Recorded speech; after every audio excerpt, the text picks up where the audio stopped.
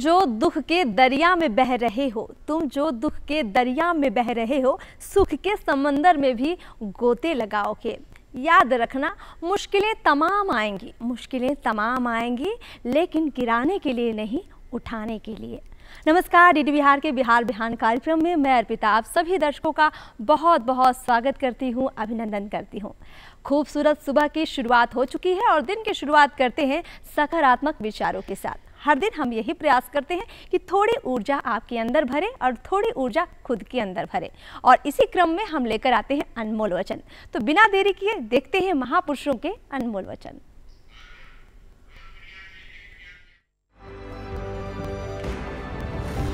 अपने मिशन में कामयाब होने के लिए आपको अपने लक्ष्य के प्रति एक चित्त निष्ठावान होना पड़ेगा। Doctor APJ Abdul Kalam.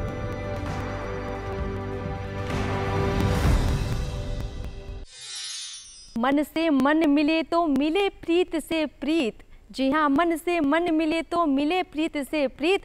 संगीत से हो साधना, यही है उत्तम रीत। बिल्कुल इसी आशय के साथ आपकी मुलाकात हम एक ऐसे शख्सियत से करवाने जा रहे हैं जो न सिर्फ भारत में बल्कि अंतर्राष्ट्रीय मंचों तक अपने संगीत को पहुंचा चुके हैं, और उनके संगीत की मधुर आवाज़ कहीं न कहीं हमारे भारतीय शास्त्रीय संगीत को दुनिया भर में पहुंचा रही है। उनके गायन की जो कला है बेहद खूबसूरत है। बेहद छोटी उम्र में उन्होंने गाना शुरू किया था। तो बिना देरी किए उनका स्वागत कर लेते हैं। इस वक्त हमारे साथ स्टूडियो में मौजूद हैं आशीष कुमार मिश्रा जी। बहुत बहुत आपका स्वागत है कार्यक्रम बिहार बिहान में आशीष जी। और आपके साथ संगत में भी दो खास मेहमान हमारे साथ मौजूद हैं। जो तबले पर है उनका परिचय कराते हुए मुझे अत्यंत खुशी हो रही है कि आप पंडित किशन जी महाराज के छात्र हैं, जो कि पद्म विभूषण हैं, और आप रजनीश मिश्रा जी हैं और आप उनके छात्र हैं। तो निश्चित रूप से कहीं ना कहीं गुरु की जो परंपरा है उसको आगे आप लेकर जा रहे हैं। हमारे साथ हारमोनियम पर भी खास मेहमान हैं, हमारे साथ रविशंकर नारायण सिंह जी हैं। आपका भी बहुत बहुत स्वागत है कार्यक्रम में। तो सुबह की शुरुआत हो चुकी है और कहते हैं कि सुबह की जो बेला है ईश्वर के ध्यान से होनी चाहिए, लेकिन शास्त्रीय संगीत की अपनी परंपराएं हैं। तो आशीष जी क्या कहना चाहेंगे? संगीत के बारे में हम तमाम आपसे बातें करेंगे, लेकिन आप अपने माध्यम से हमारे दर्शकों को क्या बताना चाहेंगे? सुबह सुबह जैसे योग जरूरी है, उसी तरीके से सुबह सुबह संगीत भी ज़रूरी है। और मेडिटेशन करने के बाद सुबह सुबह संगीत सबको करना चाहिए। वो बड़ा ही हार्ट के लिए, मेडिटेशन के लिए बड़ा ही लाभदायक होगा। तो घर में संगीत ज़रूरी है। तो सबसे पहले राग नट भैरव सुबह का राग क्या बात, अति उत्तम आपके सामने प्रस्तुत। बिल्कुल।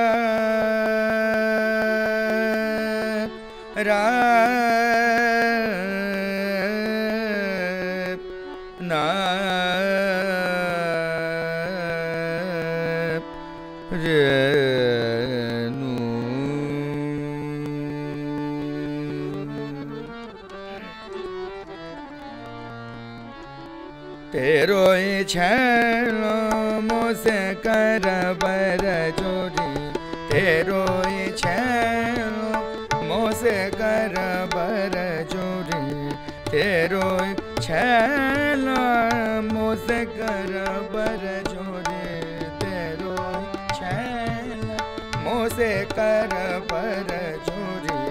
ठीक लंगर ना मान काहू की बतिया, तेरो मोसे कर बर जोरी, तेरो छेलो तेरो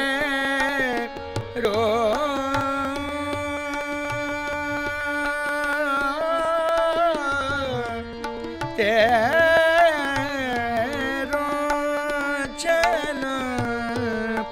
जब मैं निकसी पनिया भरन को, जब मैं निकसी पनिया भरन को, भैया पकड़ झक झोरे तेरो चलो मोसे कर बर जोरे तेरो चलो दब प म मगरे जरे जते रोई चलो दब मगरे ग म बरे जरे दब मगरे जते रोई चलो पद म ग म रे धा प मगरे जते रोई चलो तेरो ही चलो रे हाथे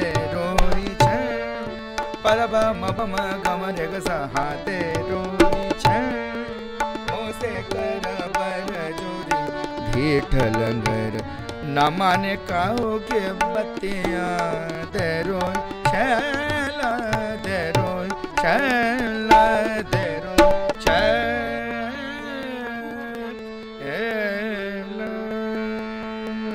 बिल्कुल, संगीत से साधना की शुरुआत हो चुकी है आज बिहार बिहान में और तमाम दर्शक आनंदित है आपकी आवाज़ से।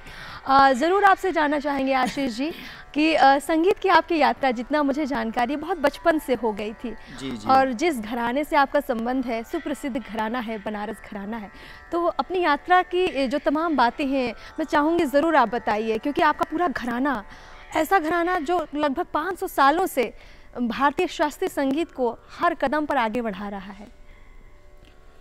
बनारस घराना नहीं, एक उत्पत्ति का केंद्र है। बनारस घराना से कई घरानों का निर्माण हुआ है और बनारस घराना 500 साल पुराना एकमात्र ऐसा घराना है जो कि गायन वादन नृत्य का घराना है। दूसरा और कोई घराना ऐसा नहीं है। तीनों ऐसा कहा जाता है, कुछ विद्वान लोग कहते थे कि बाबा विश्वनाथ के त्रिशूल का जो त्रिअंग है, त्रिनोक है, उसमें गायन वादन नृत्य की धारा बहती है। इसलिए काशी नगरी त्रिशूल पर टिका है, न कि पृथ्वी पे है, ऐसे विद्वानों का कहना है। तो हमारे बनारस घराना चारों पट की गायकी इसमें गाई जाती है। तो खुला गायकी है हमारा बनारस घराने में, सब चीज़ गाई जाती है, ख्याल से लेके ठुमरी, टप्पा, ध्रुपद धमार, चैती, कजरी, होली, भजन, सारी गायकी हमारे बनारस घराने में गाई जाती है। आप कैसे जुड़ गए? बचपन में कहाँ से आपने शुरुआत की? 2-3 साल से आप बता रहे थे कि आप सीख रहे हैं, तो माहौल कैसे वो मिल गया? 2-3 साल से नहीं, जब हमारे घर में हमारे दादा परदादा भागलपुर नरेश के दरबार में गायन करते थे, दरबारी गायक थे, और पिताजी भी गाना, उनको मतलब हमारा परंपरा गायन का परंपरा है, गायन का घराना है। तो बचपन से ही माँ के गोद से ही हमें संगीत को सुनाया जाता था। और हम लोग के परंपरा में तो जब गर्भ में बच्चा रहता है तब से हमको संगीत सुनाया जाता है। तो वो संस्कार आता गया माता पिता से। फिर 3 साल जब होश संभाले, 3 साल 4 साल की उम्र से पापा बैठाते थे गोद में, फिर संगीत सब बच्चों को सिखाते थे और हमें भी धीरे धीरे तो वो परंपरा चलता गया। आप इसमें खुद से रम गए और आपको इस घराने को आगे बढ़ाने का मौका मिला। आप कई मंचों पर प्रस्तुतियां देते हैं। ज़रूर जानना चाहेंगे, आप जो बाहर मंचों पर जाते हैं उसका अनुभव अगर आप शेयर करें। सबसे पहले हमारा वर्कशॉप प्रोग्राम नेपाल के रातेश्वर में हुआ था। सबसे पहले वहाँ हम गए, 1 महीना का वर्कशॉप था और प्रोग्राम था। तो काठमांडू महोत्सव चल रहा था उस समय, और किरातेश्वर पशुपतिनाथ महोत्सव, उसमें हमारा गायन 3 घंटा लगातार चला। फिर और भी उधर चला, वहाँ का भी माहौल इतना अच्छा रहा कि लग रहा था कि मतलब श्रोता खुद गा रहे हैं आपस में, पलक नहीं झपकने का मौका मिलता था उनको, इतना चाव से वो सुनते थे ये शास्त्रीय गायन, और वो बहुत अच्छा हमारा रहा। फिर धीरे धीरे हम पिछले साल यूरोप टूर भी किए थे, फिर रसिया में भी प्रोग्राम हमारा हुआ, बहुत सारे जगह पे प्रोग्राम हमारा होता रहता है। फिर देश में भी कई महोत्सव में हमने अपना कार्यक्रम प्रस्तुत किया, तो ये सिलसिला चलता रहता है। अब हम मतलब क्या बताएं, बचपन से ही कई शिक्षा दिया गया है ना कि एक प्रोग्राम से उतरो तो फिर भूल जाओ उसे, आप याद मत रखो कि आप कितना क्या किए। बिल्कुल। फिर उसको फिर जब कोई चर्चा करे तब याद आता है, हाँ वो हाँ। किया था। बिल्कुल, जहाँ तक मेरी जानकारी है आप कबीर चौरा के पास के रहने वाले हैं और कबीरदास जी के जो इतने नज़दीक रह रहा हो तो उनका जो भक्तिमय मार्ग था उससे जुड़ा कुछ अगर आप हमारे दर्शकों को सुना पाएँ। ज़रूर। कबीर चौरा तो हमारा कर्म भूमि रहा है। कबीर चौरा में हमने बहुत तपस्या किया है। संगीत गुरु के घराने बड़े रामदास जी गानाचार्य, जिन्होंने बनारस घराना में 18वीं सदी के अंतिम में उनका जन्म हुआ और उनके कई शिष्य हुए।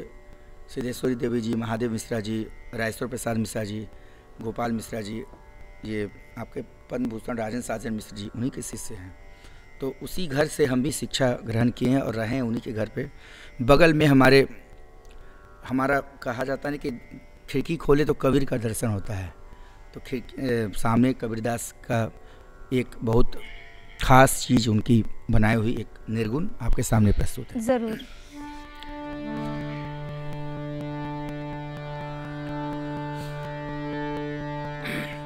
ओ कबीरा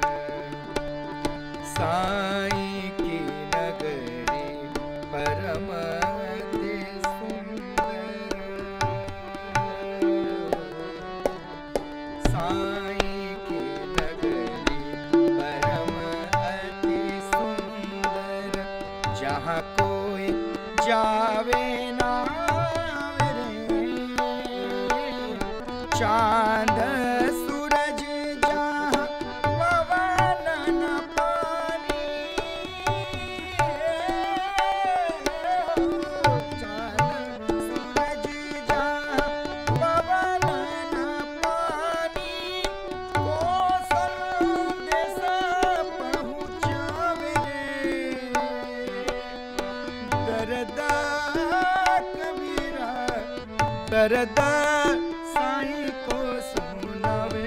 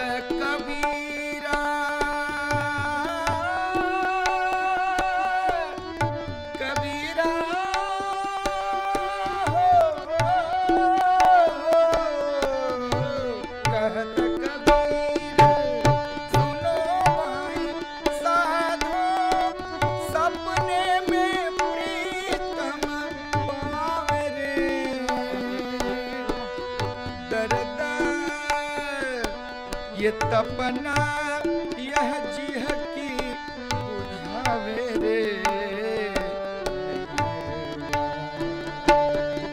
नैहरवा हमका ना भावे रे, ना भावे रे। नैहरवा ओ कबीरा,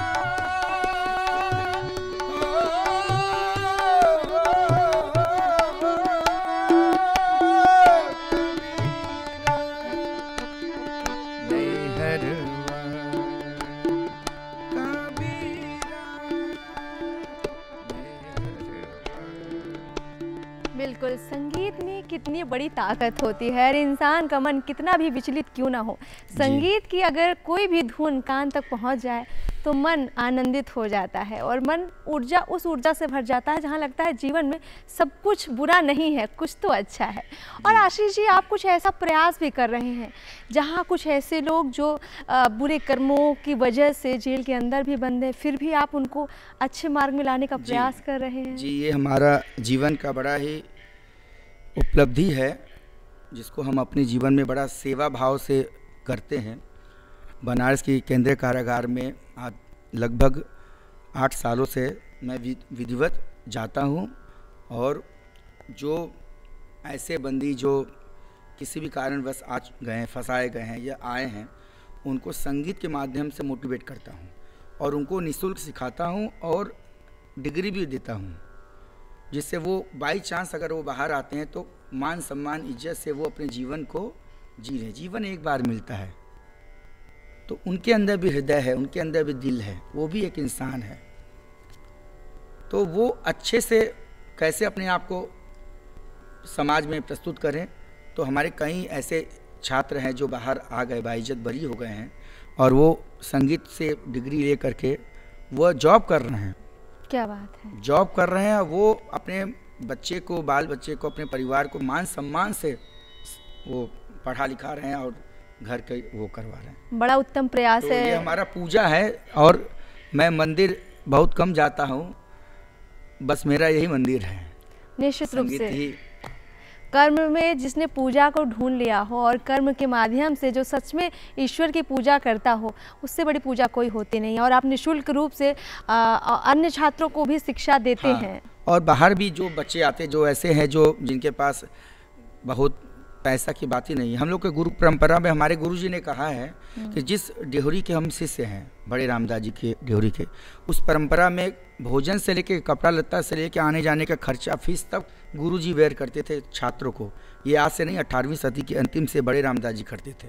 ऐसे कई शिष्य चल के आए जो खाने का वो नहीं है, तो पहले उनको खिला के, पढ़ा लिखा करके, घर में रख करके उनको सिखा पढ़ा के, तब मतलब ऐसा परंपरा। तो उसका अंश जब बचपन से सुनते आए हैं, देखते आए हैं, तो वही थोड़ा सा प्रसाद हमें भी प्राप्त हुआ है।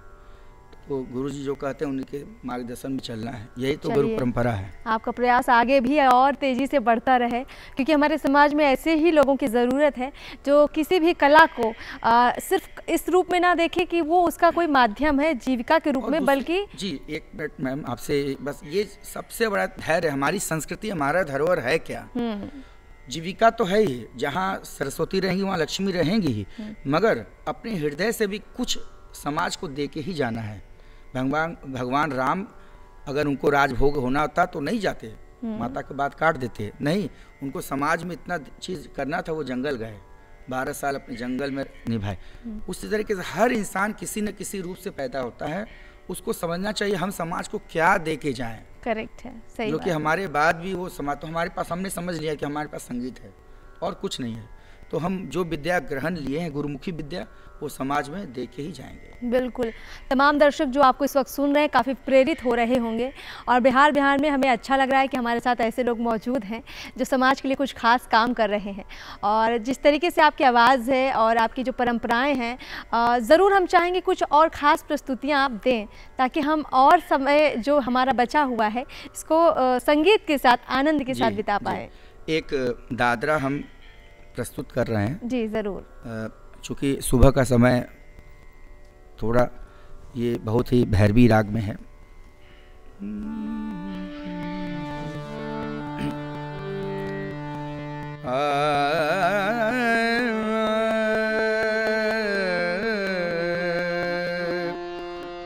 रददना रना रदरना जुलुम भयो ननदी जुलुम भयो ननदी जुलुम भयो ननदी सया नहीं आए जुलुम भयो ननदी सया नहीं आए जुलुम भयो ननदी जुलुम भयो ननदी जुलुम भयो जुलुम भयो ननदी जुलुम भयो ननदी सया नहीं आए जुलुम भयो ननदी सया नहीं आए हो पिया नहीं आए सया नहीं आए हो पिया नहीं आए जुलुम भयो ननदी सया नहीं आए जुलुम भयो ननदी आ फूला निवारे की सेजिया बिछाए फूला निवारे की फूला निवारे की फूला निवारे की सेजिया बिछाए सोवन नहीं आए सया नहीं आए सोवन नहीं आए जी सया नहीं आए हाँ सया नहीं आए हो पिया नहीं आए सया नहीं आए हो पिया नहीं आए जुलुम भयो ननदी सया नहीं आए जुलुम भयो ननदी सया नहीं आए हो सया नहीं आए सया नहीं आए हो सया नहीं आए जुलुम ननदी सया नहीं आए सुनो सोने की थाली में जवना परोस सोने की थाली में जवना परोस जवना परोस हाँ जवना परोस जवना परोस हाँ जवना परोस सोने की थाली में जवना परोस जवन नहीं आए सया नहीं आए जवन नहीं आए हाँ सया नहीं आए हो पिया नहीं आए सया नहीं आए हो पिया नहीं आए जुलुम भयो ननदी सया नहीं आए जुलुम भयो ननदी सया नहीं आए सया नहीं आए सया नहीं आए सया नहीं आए जुलुम भयो ननदी सया नहीं आए जुलुम भयो हाँ जुलुम भयो ननदी हाँ जुलुम भयो ननदी सया नहीं क्या बात है, क्या बात है। बहुत खूबसूरत ये आवाज़, बहुत खूबसूरत ये अंदाज़। बिल्कुल, ना सिर्फ आप गा रहे हैं, आपके भाव भी बता रहे हैं कि कितना दिल से आप गुनगुना रहे हैं। और इस भाव पर अगर आप कुछ कहना चाहें। जी, हमारे एक बस यही परंपरा है, क्योंकि गुरुजी लोग कहते थे कि जब तक आप उस चीज़ को अपने अंदर नहीं बसाओगे तो वो दादरा ठुमरी का भाव ही नहीं रह जाएगा। मतलब वो जुलुम भयो ननदी सैया नहीं आए, तो आपको वो भाव अंदर अपने अंदर बसाना पड़ेगा, तब वो आप किसी को भाव दे पाओगे। बिल्कुल। जब तक आप अंदर ही आप ही को अच्छा नहीं लगेगा तो कैसे सामने वाले पब्लिक को अच्छा लगेगा। गाना भाव से होता है, भाव अगर अंदर नहीं रहेगा, आप उस गाने को के पूरा मर्म को समझिए, जो राइटर लिखता है उसके भाव को समझिए, उसके भाव किस भाव से वो शब्द को गूथा है, तो उसके भाव को समझते हुए अपने ऊपर बसाना पड़ेगा, तब वो सामने वाले को अच्छा लगेगा। चूँकि आपके भाव, आपकी आवाज़ इतनी खूबसूरत है, बहुत कम वक्त बचा है, तो मैं चाहूँगी अगर कुछ वक्त लेके आप कुछ और गुनगुना दें और बिहार ध्यान को और आनंदित कर दें। एक छोटा सा कुछ भी गुनगुना सकते हैं जो बहुत खूबसूरत भी हो हाँ। और अलहदा भी हो। तो कार्यक्रम में देखिए वक्त है कि हम सभी भारतीय शास्त्रीय संगीत का आनंद ना सिर्फ ले रहे हैं बल्कि इसे समझ भी रहे हैं और बहुत गहराई से समझा रहे हैं हमें। 2-3 मिनट का जो वक्त होता है बहुत कम होता है, लेकिन हमारी भी बंदिशें हैं कि हम इस कम समय को भी बेहद उपयोगी बनाते हुए कुछ खास अपने दर्शकों तक प्रस्तुत कर पाएँ।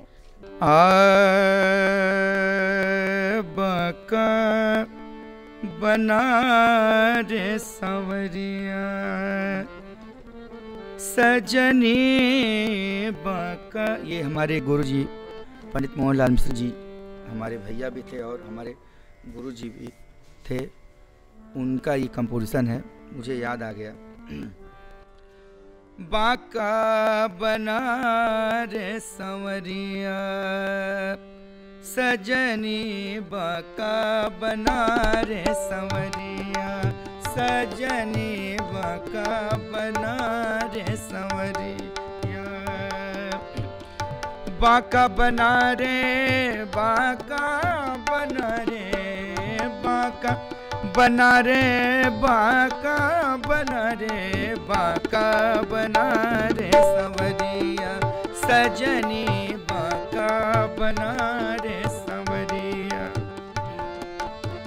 ये प्रसंग है, राधा कहती हैं कृष्ण से कि आओ आज तुमको हम राधा बनाते हैं। अच्छा। तो सज धर के मतलब कृष्ण खड़े हैं, राधा और कृष्ण मतलब वो चेंजिंग हो गया, राधा कृष्ण बने हैं और कृष्ण राधा। तो वो कह रही है अरे बाका बना रे संवरिया सजनी बाका बना रे संवरिया। सिर सोने को मुकुट बिराजे सिर सोने को मुकुट बिराजे कानन कुंडल झलकैया बाका बना रे संवरिया सजनी बाका। बाका बना रे बाका बना रे बाका बना रे बाका बना रे बाका बना रे संवरिया सजनी बाका बना रे संवरिया। पीतांबर दामिनी सी दमकत पीतांबर दामिनी से दमकत सब छवि चटक सब छवि चटक रही सिर कैया बाका बना रे संवरिया सजनी बाका बना रे संवरिया।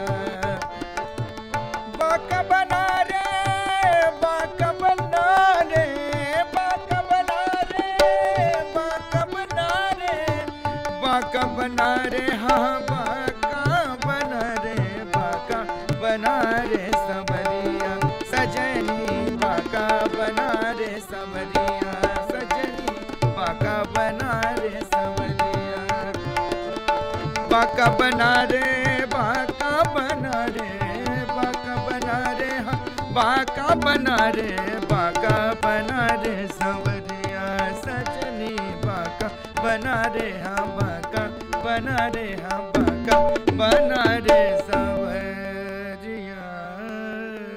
अति उत्तम और इतनी धन्यवाद। खूबसूरत प्रस्तुति के बाद मन नहीं कर रहा है कि आप लोगों को विदा करें, लेकिन समय कम है और कार्यक्रम में आगे भी हमारे मेहमान इंतज़ार कर रहे हैं, तो हमारी तो बंदिशें हैं। तो चलिए बहुत बहुत शुक्रिया बहुत कि धन्यवाद आपने आपको कीमती भी। वक्त दिया। बहुत बहुत धन्यवाद बहुत आपका भी। और इस खूबसूरत प्रस्तुति के बाद हम शुक्रिया कहते हुए चाहेंगे कि आपका आगे का जीवन काफ़ी मंगलमय हो और आप अपने खूबसूरत प्रयास धन्यवाद। करते रहें।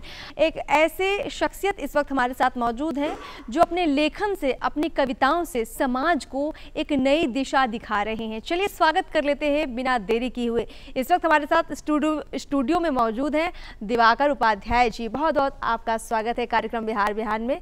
और तमाम दर्शकों को हम आपसे मुलाकात करवाते हैं आपके इसी परिचय के साथ कि आप ना सिर्फ वो कविताएं लिखते हैं बल्कि जो गुनगुनाने का आपका तरीका है वो भी बेहद अलहदा है। तो सबसे पहले कविताओं के बारे में बताइए कि कविताओं में आपकी रुचि कैसे हुई, हम ज़रूर सबसे पहले यही जानना चाहेंगे। जी धन्यवाद, नमस्कार।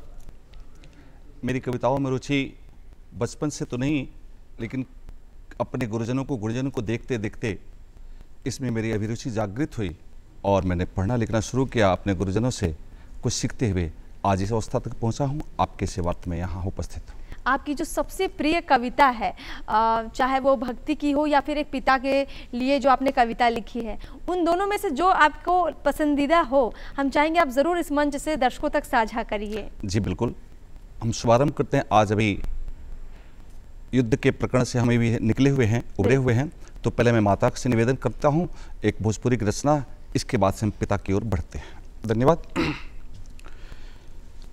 हमके द वरदान माई हमरा के वरदान, हमके द वरदान माई हमरा के वरदान, तहरे शान पर जान लुटाई, तहरे शान पर जान लुटाई, हो जाई कुर्बान, माई हमके द वरदान माई हमरा के वरदान, हमरा के द ऐसन शक्ति, ऐसन श्रद्धा, ऐसन भक्ति, भोग विलास न होवे हमरा, मोह मद ना हो आसक्ति, मोह मद ना हो आसक्ति, जैसन सुभाष आजाद भगत के, जैसन सुभाष आजाद भगत के, देहलू सेवक जान, माई हमके द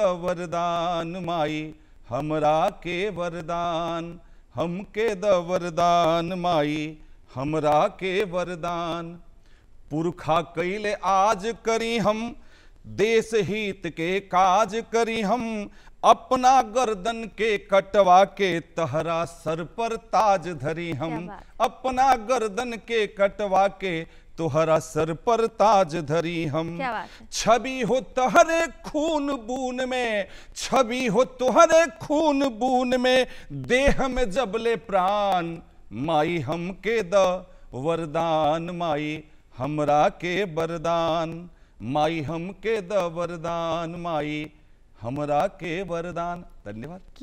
क्या कविता पाठ आपने किया है, मतलब मेरे पास शब्द नहीं है आपकी तारीफ के लिए, क्योंकि इस कविता में आपने एक माँ का भाव भी भर दिया है और एक देश प्रेम का भाव भी आपने भर दिया है। दिवाकर जी, आपकी तमाम रचनाएं हैं जिनके बारे में मुझे जानकारी है, उन रचनाओं में एक पिता के लिए भी आपने एक रचना लिखी है जो बेहद खूबसूरत है, ज़रूर गुनगुनाइए हमारे दर्शक, क्योंकि पिता के लिए जो भाव होता है। आज के परिप्रेक्ष्य में कि बहुत सारे पिता आज दुखी हैं, तो एक मेरे कविता के पिता, मेरे काव्य के पिता अपने पुत्र से निवेदन करते हुए कहता है, अपने गृह स्वामी से, पुत्र के रूप में गृह स्वामी से कहता है कि पिता पुत्र पिता का यही निवेदन, पुत्र पिता का यही निवेदन, माँ का कर्ज चुका देना, पुत्र पिता का यही निवेदन, माँ का कर्ज चुका देना, हमने जैसे पाला तुझको वैसा फर्ज निभा देना, हमने जैसे पाला तुझको वैसा फर्ज निभा देना, माँ ने कोख में हमने आत्मा 9 मासों तक पाला है, संकल्पों का युगल आराधन जल के किया उजाला है, जाना माना जान से ज्यादा निज नैनों का तारा है, ऊर्ध्वलोक में टंगे थे उल्टे हमने तार उतारा है, ऊर्ध्वलोक में टंगे थे उल्टे हमने तार उतारा है, मेरी बारी आए प्यारे भव से पार लगा देना, हमने जैसे पाला तुझको वैसा फर्ज निभा देना, मल तेरा मलमल धोए हैं, मल तेरा मलमल धोए हैं, तन से तन को लाए हैं, तन मन धन से सेवा करते तन को नहीं घिनाए हैं, क्या बात, तन मन धन से सेवा करते तन को नहीं घिनाए हैं, जान जान के जान से प्यारे जान जान के जाए हैं, जान से प्यारे जान जान के जान जान के जाए हैं। मुझको सब कुछ दिया प्रभु ने, मुझको सब कुछ दिया प्रभु ने, तुझको हम जन्माए हैं। अरमानों को बेच खिलाए, अरमानों को बेच खिलाए, भूखा नहीं सुला देना। हमने जैसे पाला तुझको वैसा फर्ज निभा देना। और आज पारिवारिक स्थिति गड़बड़ सी होते जा रही है। इसको बंद करते हुए मैंने एक कविता के पिता को अंत में निवेदन करना है कि हमने घर परिवार को छोड़ा, तुमको कभी न छोड़े हैं। हमने घर परिवार को जोड़ा, इसको कभी न छोड़े हैं। तेरे लिए हम सबको छोड़े, तुमको कभी न छोड़े हैं। इसलिए जैसे भी हम भले बुरे हों, जैसे भी हम सहज समेटे ले आना। भले बुरे हम जैसे भी हों सहज समेटे ले आना। पैसे वाले खुद गर्जों सा वृद्धाश्रम ना दे आना। पैसे वाले खुद गर्जों सा वृद्धाश्रम ना दे आना। आधा पेट दिवा कर देना, जीते जी न मुआ देना। हमने जैसे पाला तुझको वैसा फर्ज निभा देना, वैसा फर्ज निभा देना। जी धन्यवाद। क्या बात है दिवाकर जी, आपने बहुत खूबसूरती से जो कविताओं का पाठन किया है कार्यक्रम में, अद्भुत है। समय चूँकि बेहद कम है और इस समय को हमें कहीं ना कहीं बांधना पड़ता है खुद को इसके साथ, तो हम आपसे क्षमा चाहेंगे कि हम आपका ज़्यादा वक्त आपसे नहीं ले पाए। बहुत बहुत शुक्रिया, आपने कार्यक्रम में अपनी कविताओं का पाठन किया, बहुत बहुत शुक्रिया। कभी मौका मिलेगा फिर आपकी तमाम कविताओं को हम यहाँ पर ज़रूर इस मंच से सुनेंगे, अपने दर्शकों तक पहुँचाएंगे। बहुत बहुत शुक्रिया आपका, बहुत बहुत शुक्रिया। चलिए तमाम दर्शकों, अभी फ़िलहाल वक्त हो चुका है आपसे विदा लेने का, लेकिन उससे पहले आप हमारा पता ज़रूर नोट कर लीजिए। हमारा पता है निदेशक डीडी बिहार, दूरदर्शन केंद्र Patna, Fraser road, pin code है 800001 और आप हमें मेल भी कर सकते हैं directorddkpatna@gmail.com पर। और इसी उम्मीद के साथ कि आप अपने दिन को बहुत खूबसूरत खुशनुमा बनाएंगे। चलिए नमस्कार।